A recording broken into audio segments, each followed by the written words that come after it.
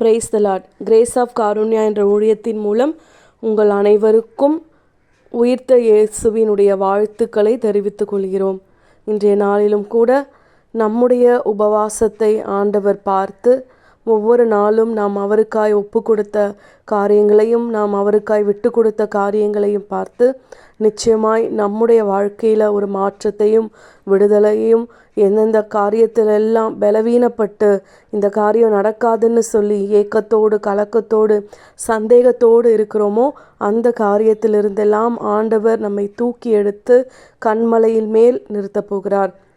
எப்படி சிலுவையின் ஆண்டவர் நமக்காய் எல்லா காரியத்தையும் வெற்றி சிறந்தாரோ எல்லாவற்றையும் அந்த இடத்திலேயே முடித்து நமக்கான ஒரு வெற்றியின் வாழ்க்கையை வாழும்படியாய் ஆண்டவர் உயிர்த்தெழுந்திருக்கிறார். அந்த விசுவாசத்தோடு அதே நம்பிக்கையோடு இன்றைய நாளிலே ஆண்டவருடைய அன்பை நாம் அனைவரிடமும் பகிர்ந்து கொள்ளலாம். விசுவாச வாழ்க்கையில் தொடர்ந்து வாழ முயற்சி செய்யலாம்.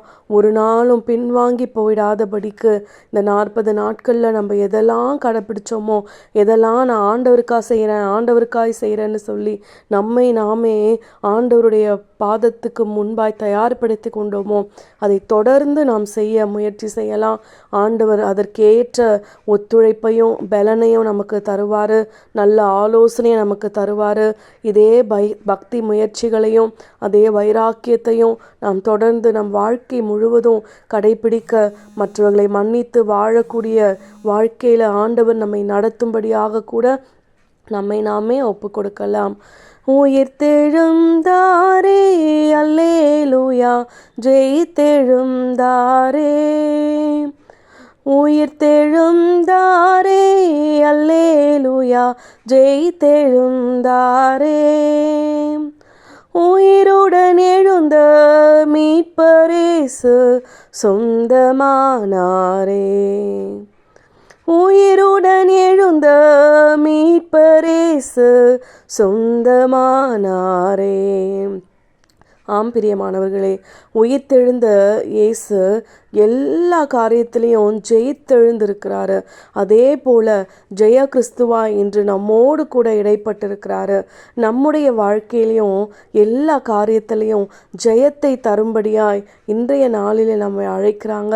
அதே விசுவாசத்தோடு நம்பிக்கையோடு ஆண்டவரே, என் வாழ்க்கையில் இதெல்லாம் நடக்காதுன்னு சொல்லி நான் எல்லாத்தையும் மூடி போட்டுட்டேன், ஆனால் நீங்கள் ஜெயித்த தேவன் என்னோடு இருக்கிறீங்கன்னு இந்த நாளில் என்னை மீண்டும் எழுப்பி இருக்கிறீங்களே, அந்த எழுப்புதலுக்காய் நன்றி ஏசப்பா.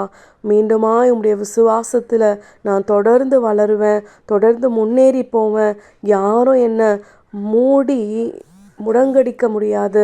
நான் அவ்வளோதான்னு சொல்லி யாரெல்லாம் நினச்சாங்களோ அவங்க முன்னாடி நான் உயர்ந்து நின்று அவர்களுக்கும் உதவி செய்ய போகிற நாள் சமீபமாக இருக்கிறதுன்னு சொல்லி ஒரு பாசிட்டிவான எனர்ஜியோடு இந்த வாரத்தை நம்ம துவங்கலாம். ஆண்டவர் உயிர்த்தெழுந்தாரே, அந்த வல்லமை நம்மோடு கூட இருக்கிறத அநேகர் பார்த்து உணர்ந்து கொள்ளும்படியாய், நம் நிமித்தம் இன்னும் அநேகர் ஆண்டவரை ஏற்றுக்கொள்ளும்படியாய் இந்த நாளிலே நம்மை நாமே ஒப்பு கொடுக்கலாம். ஆண்டவர் ஜெய கிறிஸ்துவாய் நம்மோடு இருக்கிறார் என்பதை முதலாவது நம்முடைய இருதயம் ஏற்றுக்கொள்ளணும்.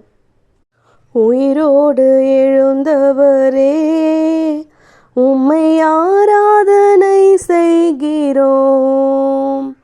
ஜீவனின் அதிபதியே, உம்மை ஆராதனை செய்கிறோம்.